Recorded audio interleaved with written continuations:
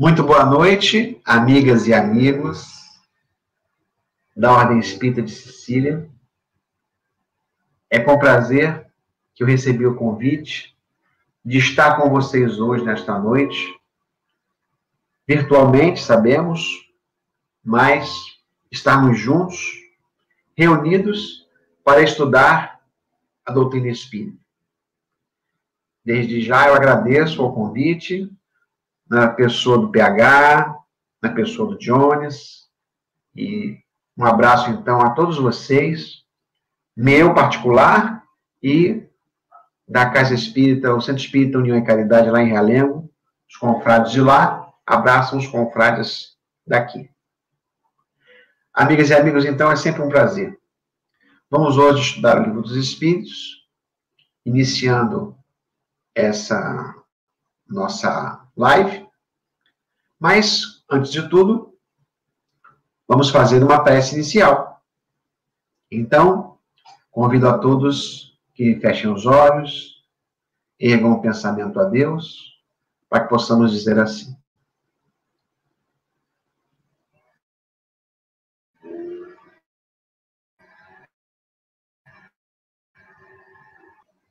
amigos espirituais que coordenam o trabalho da casa, Senhor nosso Deus, muito obrigado, Mestre Jesus, pela oportunidade de nos reunirmos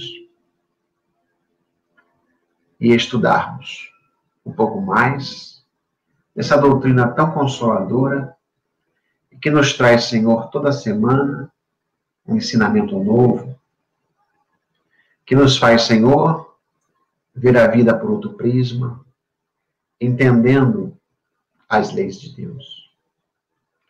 Mestre Jesus, abençoa a todos nós, nos permitindo saúde e paz. Mas abençoa também, Senhor, os amigos e amigas que nesse momento se encontram doentes, se encontram nos hospitais, passando pela dificuldade desta pandemia. Que eles sejam fortalecidos pelas bênçãos de Deus. E que também, Senhor, Deus abençoe, ampare e fortaleça os profissionais da saúde e todos os outros profissionais, Senhor, que se encontram de alguma forma envolvidos com a manutenção das atividades essenciais em nossa cidade, em nosso estado e no nosso país. Que eles recebam nossa gratidão e o nosso abraço fraterno. Pedimos então ao Mestre Jesus, em teu nome, em nome dos amigos espirituais e em nome de Deus, que possamos dar por iniciada a reunião da noite de hoje. Que assim seja.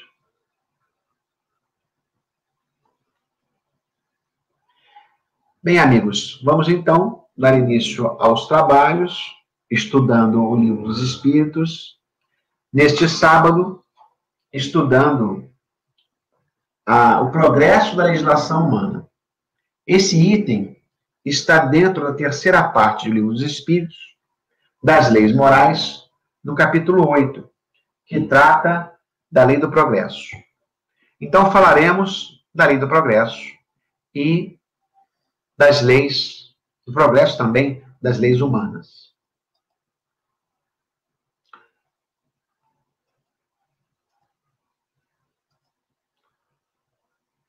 Eu preparei alguns slides que eu vou compartilhar com os amigos. Então, aquilo que eu acabei de dizer, o Livro dos Espíritos, parte terceira das leis morais, capítulo 8, lei do progresso, progresso da legislação humana. E o trabalho está sendo feito por todos nós na Ordem Espírita de Sicília.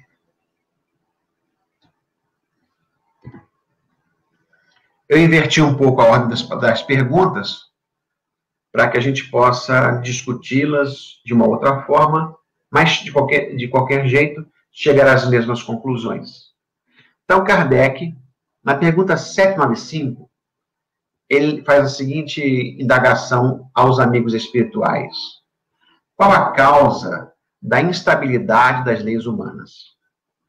E uma parte da resposta é a seguinte: nas épocas de barbárie, eram os mais fortes que faziam as leis, e eles as fizeram para si. À proporção que os homens foram compreendendo melhor a justiça, indispensável se tornou a modificação delas. O que isso quer dizer? Que nós vivemos na atualidade um período de progresso em todas as áreas.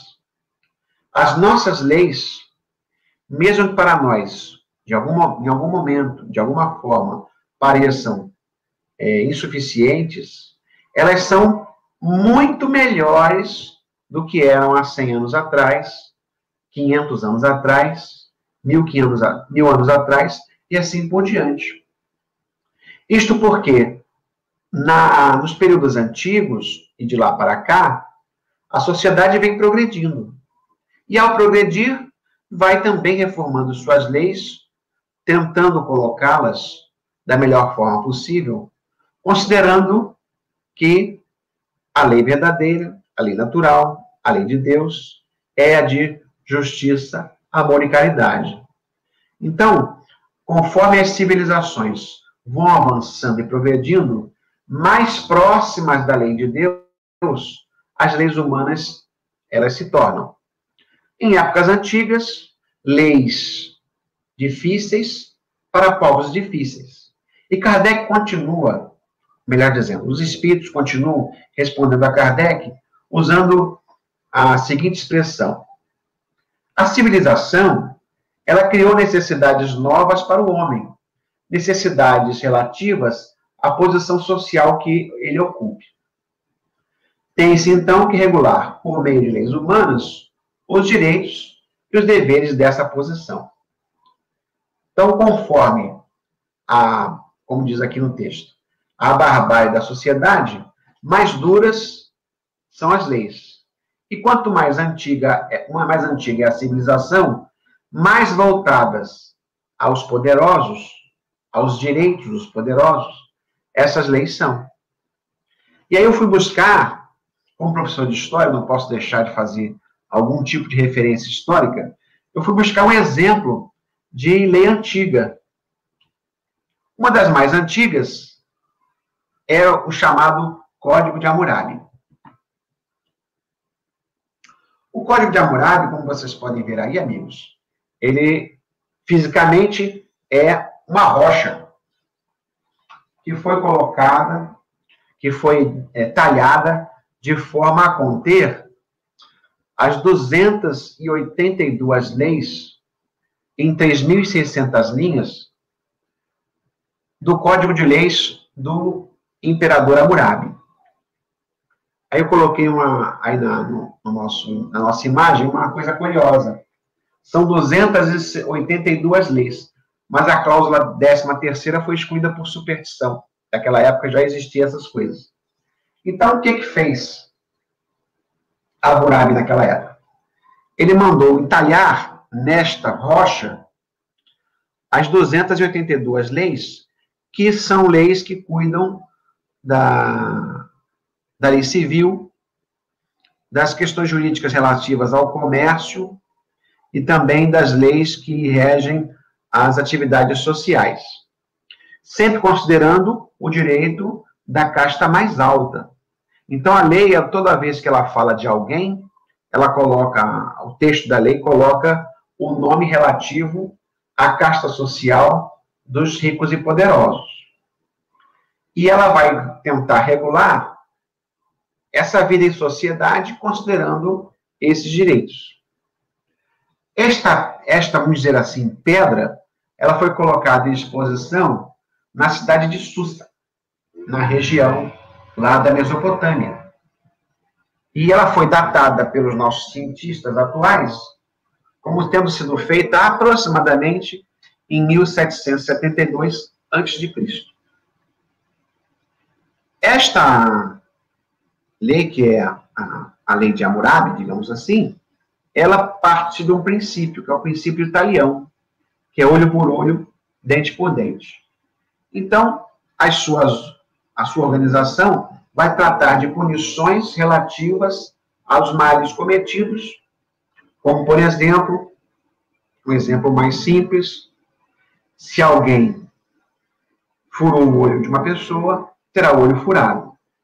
Se alguém deixou que a sua irrigação inundasse o terreno do vizinho, que ele teria que pagar pelo fato do vizinho não conseguir fazer a sua colheita. E assim por diante. São leis, como nós podemos deduzir, elas são leis aplicáveis àquele período e àquela sociedade. Vamos continuar, então. Kardec, então, continua perguntando aos amigos espirituais. No estado atual da sociedade, a severidade das leis penais não constitui uma necessidade? E uma parte da resposta, que é utilizada pelos nossos amigos espirituais, que foi dita, melhor dizendo, é o seguinte. Infelizmente, essas leis mais se destinam a punir o mal depois de feito do que lhe secar a fonte. Só a educação poderá reformar os homens, que então não precisarão mais de leis tão rigorosas. Pessoal, olha que maravilha. Já no século XIX, os amigos espirituais, falando a Kardec, que era um pedagogo, era um professor, que as leis daquela época se destinavam a punir o mal depois de feito. Ou seja, considerando que é a transformação da educação, é a transformação permitida, proporcionada pela educação, que faria e fará até hoje homens melhores. E a partir do momento que os homens se portem melhor, falem melhor, ajam melhor, eles também transformarão as leis que vão refletir o progresso moral e intelectual da civilização do futuro. Então, é pela educação que essa transformação acontece. É pela modificação moral e pelo acréscimo intelectual que o homem se transforma. E, a partir daí, transforma também a sociedade.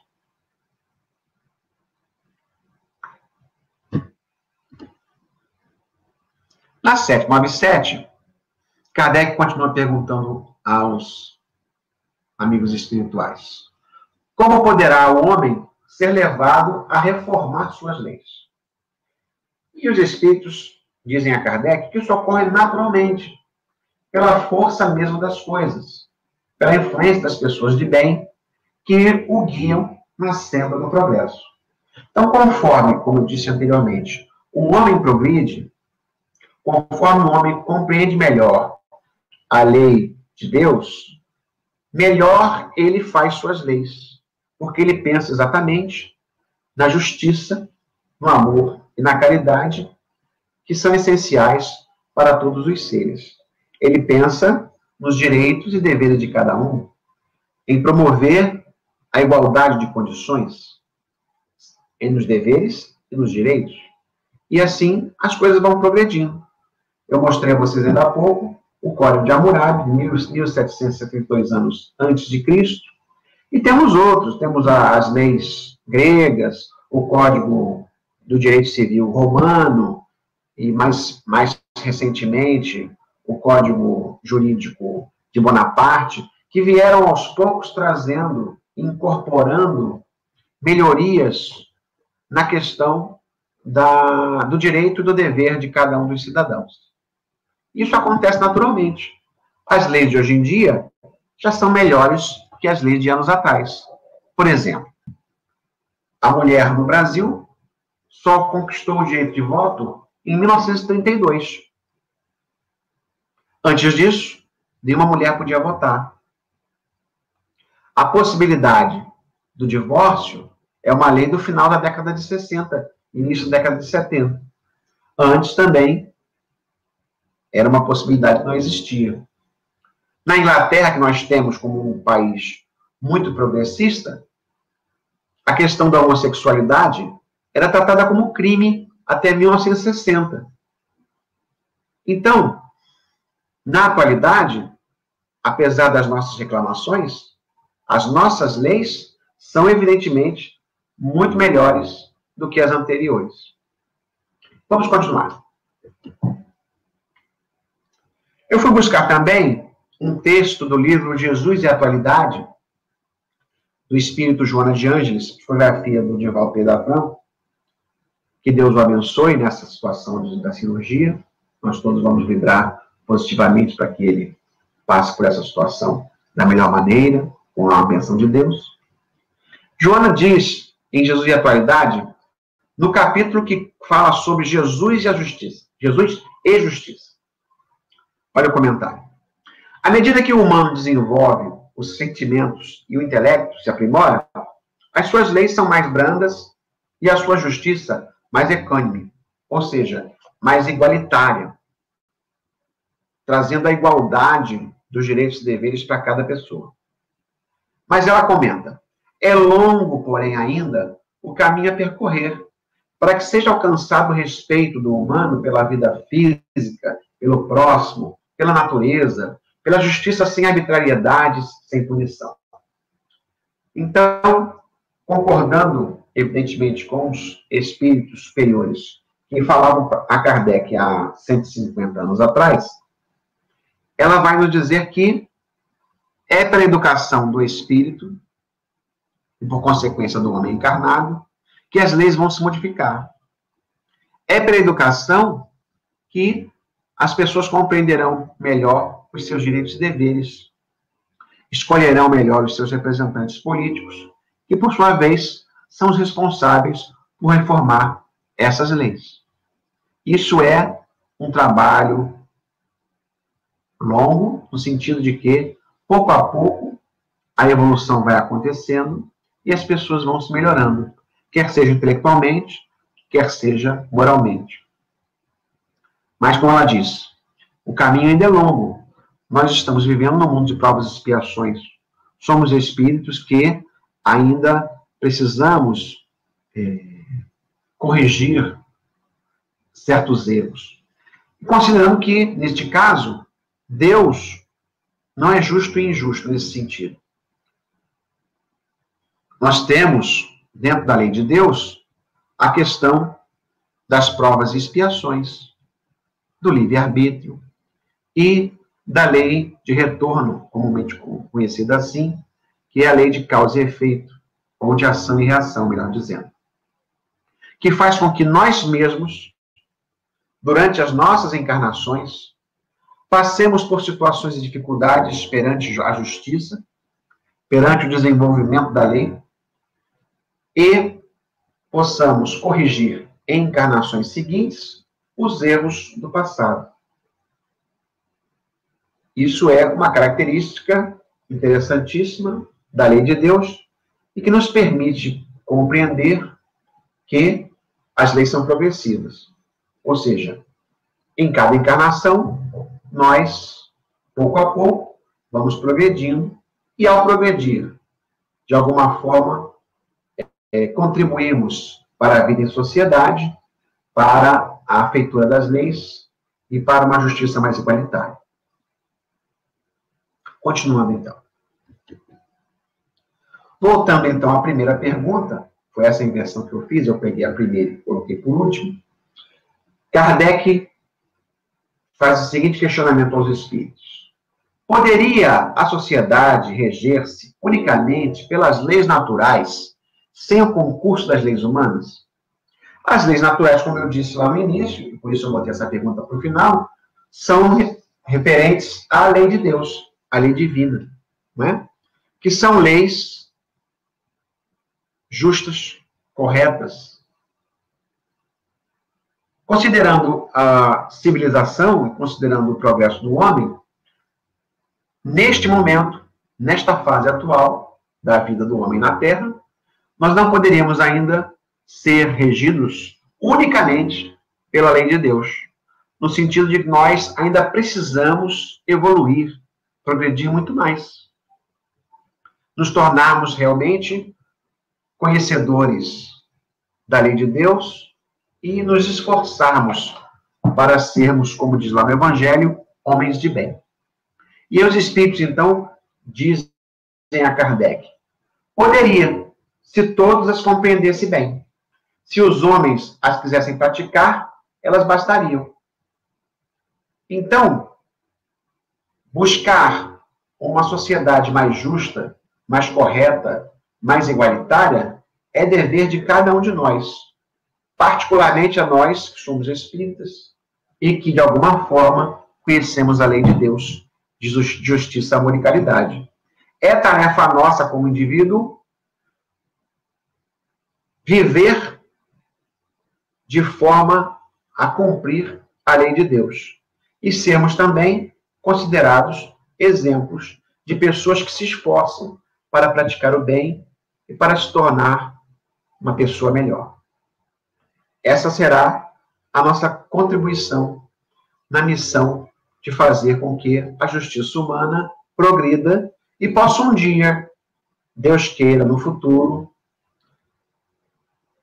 ser parecida o mais possível com a lei natural, que é a lei de Deus, a lei divina. Não terminamos, estamos terminando. Voltando a Joana de Ângeles, comentando esse aspecto, ainda no livro Jesus e Atualidade, e ainda no capítulo Jesus e Justiça, nos diz ela o seguinte: em uma sociedade justa, todos desfrutam de oportunidades iguais de progresso, face a uma idêntica distribuição de renda. Nela, o forte ampara o fraco, o sadio socorre o enfermo, o jovem ajuda o idoso. Comportamento natural, decorrente de uma consciência clara de dever, que estabelece a felicidade como consequência da solidariedade entre as diversas criaturas.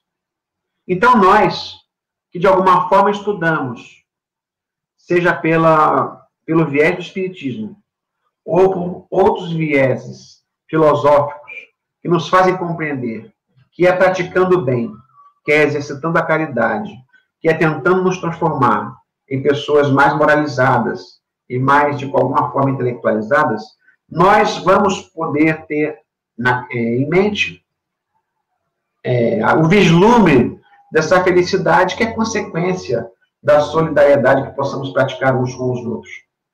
Isso é tão bonito, porque nos dá, primeiramente, uma responsabilidade muito grande, mas, ao mesmo tempo, uma alegria no futuro que virá. Falando de Jesus, no final do capítulo que fala sobre Jesus e Justiça, que é belíssimo, quem tiver acesso ao livro, a capa atual é essa que está aparecendo, Jesus e Atualidade. Quem tiver acesso ao livro, puder ler. O livro todo é muito bom, mas particularmente Jesus e Justiça, tem a ver com o nosso tema do Livro dos Espíritos, é muito interessante. Ela fala belíssimamente sobre a questão de como Jesus via a justiça e como ele a aplicava de forma tão natural, tão tranquila e tão igualitária. No final do capítulo, ela faz essa consideração. Emaranhado nos próprios erros e tropeçando nas malhas da incompleta justiça humana, reeduca-te. Paga agora o que esqueceste de regularizar ontem, certo de que a falência das leis terrenas não te exime de ser alcançado pela divina justiça.